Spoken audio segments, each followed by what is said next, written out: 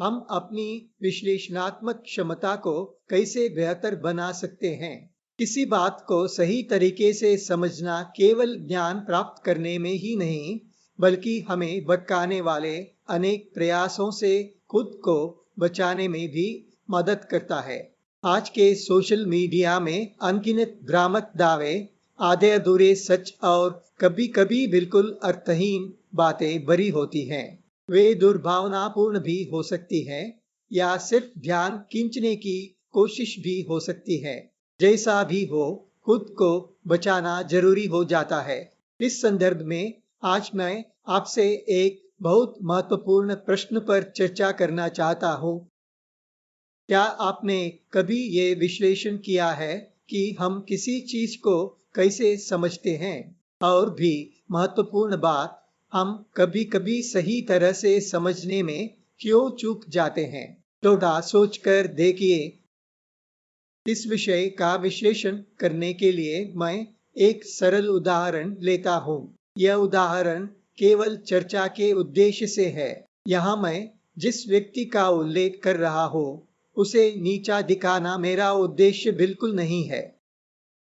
एक बहुत प्रसिद्ध गुरु है। लाखों अनुयायी उनके हर शब्द को मानो अंतिम सत्य समझकर आंख मूंद कर मानते हैं। लेकिन अगर ध्यान से सोचे तो इस व्यक्ति के कई कथन निरर्थक और भ्रामक हैं। फिर भी उनके अनुयायी उनके महान ज्ञान की प्रशंसा करते हैं। वास्तव में ऐसे ही बेसिर के कथनों की वजह से बहुत लोग उनकी ओर आकर्षित होते हैं। एक बहुत चर्चित उदाहरण देता हूँ। उसमें ये गुरु बताते हैं कि चंद्र ग्रहण के समय पका हुआ भोजन क्यों नहीं खाना चाहिए। ये एक व्यापक रूप से फैली हुई प्राचीन भारतीय मान्यता है। हालांकि प्रसिद्ध भारतीय खगोल शास्त्री आर्यभट्ट ने सदियों पहले ही इन मान्यताओं का खंडन कर दिया था। फिर भी आज अधिकांश भारतीय ऐसी गलत धारणाएं रखते हैं। एक गुरु को अपने अनुयायियों को गलत धारणाओं से ऊपर उठाना चाहिए। यह उनका कर्तव्य भी है। फिर भी न जाने क्यों ये गुरु लोगों को और गहराई से गलत रास्ते पर धकेलते हैं। मानो बहुत वैज्ञानिक हो, वे तर्क और प्रयोग के माध्यम से उसी पुरानी मान्यता को प्रस्तुत करते हैं। उनके अनुसार ग्रहण के समय चंद्रमा अपनी सभी कलाओं को बहुत तेजी से पार करता है। सामान्यतः चंद्रमा को इन कलाओं से गुजरने में 15 दिन लगते हैं, यानी ग्रहण के कुछ घंटे 15 दिनों के बराबर है। इसलिए यदि उस समय पका हुआ भोजन रखा जाए तो वो खराब हो जाएगा, क्योंकि वो मानो 15 दिन तक रखा गया हो। यही उनका तर्क है। अगर केवल तर्क से आपको विश्वास न हो तो वे इसे प्रयोग करके भी दिखाते हैं। वे भोजन के ऊपर एक जपमाला लटका देते हैं। ग्रहण से पहले जो जपमाला घड़ी की दिशा में घूम रही थी, ग्रहण शुरू होते ही वो अपने आप उल्टी दिशा में घूमने लगती है। इस पर आपका ध्यान आकर्षित करते हैं। उनके अनुसार ये इस बात का संकेत है कि भोजन खराब हो रहा है। मैंने देखा है कि बहुत उच्च शिक्षित लोग भी इस तर्क और प्रयोगात्मक व्याख्या से प्रभावित हो जाते हैं। उनके लिए उस गुरु की हर बात अक्षरशः सत्य होती है। फिर भी अगर आप थोड़ा सोचे तो आपको समझ में आ जाएगा कि सच्चाई क्या है।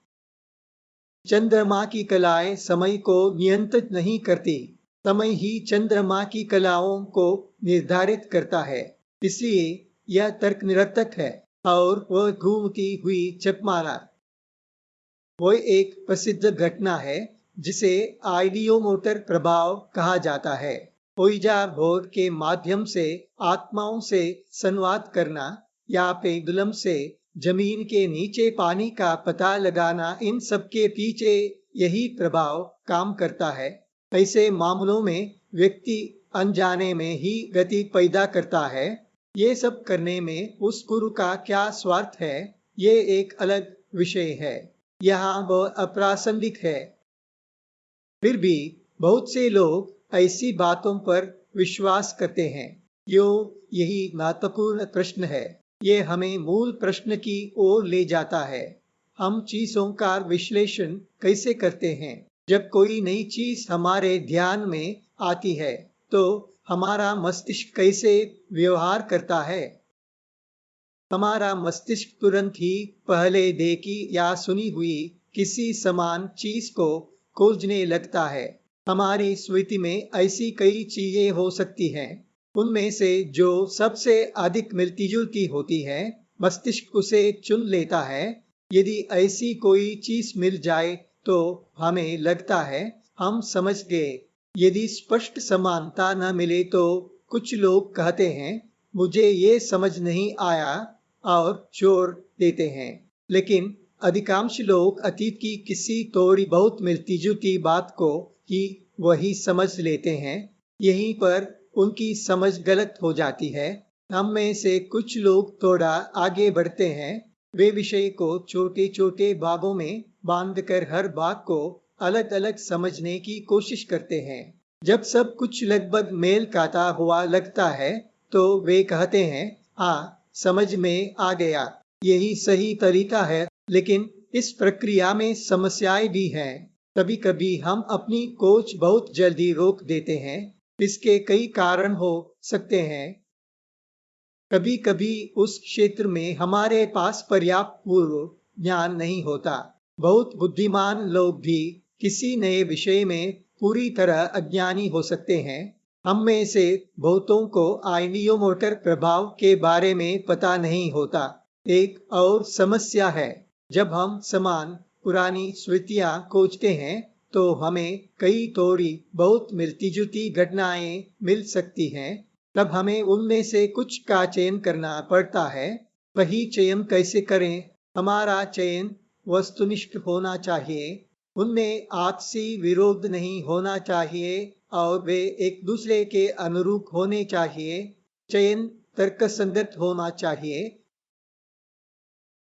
यही हम चूक जाते हैं। किसी कारण हम वस्तुनिष्ठता के बजाय व्यक्तिनिष्ठता को अधिक महत्व देते हैं। तर्क के बजाय हम विश्वास को मान लेते हैं। अपने निर्णय के बजाय हम दूसरों की राय को ज्यादा महत्व देते हैं। गुरु के आत्मविश्वास से भरे और अधिकारपूर्ण कथन अधिक सही लगने लगते हैं।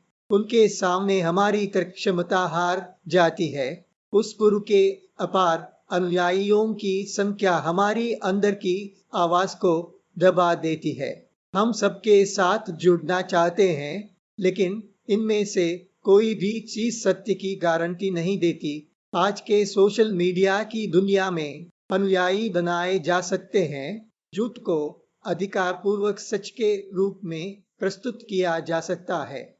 झूठा आत्मविश्वास दिखाया जा सकता है।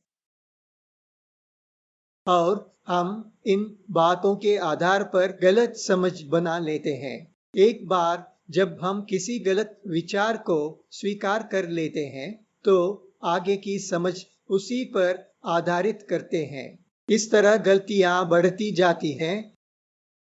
तो वास्तव में हमें भटकाने वाली चीजें क्या हैं? एक, उस क्षेत्र में हमारा सीमित ज्ञान। दो, अधिकार या लोकप्रियता जैसे गलत मापदंडों पर विश्वास करना। तीन, हमारा मस्तिष्क सही उत्तरों के बजाय जल्दी और आसान उत्तर चुनना।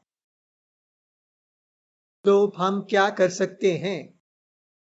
कुछ स्वप्रेरित आदतें मदद कर सकती हैं। पहला, धीरे धीरे अपने ज्ञान को विभिन्न क्षेत्रों में बढ़ाइए।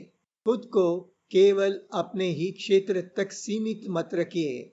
दूसरा, आप जो मानते हैं उसे क्यों मानते हैं, इसका विवेकपूर्वक विचार कीजिए, सिर्फ इसलिए नहीं कि किसी ने कहा है। तीसरा, अगर कोई बात बहुत प्रभावशाली लगे तो थोड़ा रुकिए, उसे भागों में बांधिए, हर बात का विश्लेषण कीजिए, देखिए कि क्या वो वास्तव में सार्थक है। मानसिक रूप से सतर्क रहिए, जल्दी निष्कर्ष पर मत पहुंचिए। हाँ, इन आदतों को अपनाना उम्र बढ़ने के साथ थोड़ा कठिन हो जाता है। इसलिए यदि आप माता-पिता या शिक्षक हैं, तो बच्चों में इस प्रकार की सोच को छोटी उम्र से ही विकसित करने में मदद कीजिए। यही उनके लिए आपका सबसे बड़ा उपहार होगा। एक बार वे इसे अपना लें, तो उनके सीखने की कोई सीमा नहीं रहेगी। आखिरकार, विश्लेषणात्मक क्षमता केवल अधिक बातें जानने का तरीका ही नहीं है। ये उन अनेक बातों से धोखा न खाने की क्षमता भी है, जो सच जैसी दिखाई देती हैं।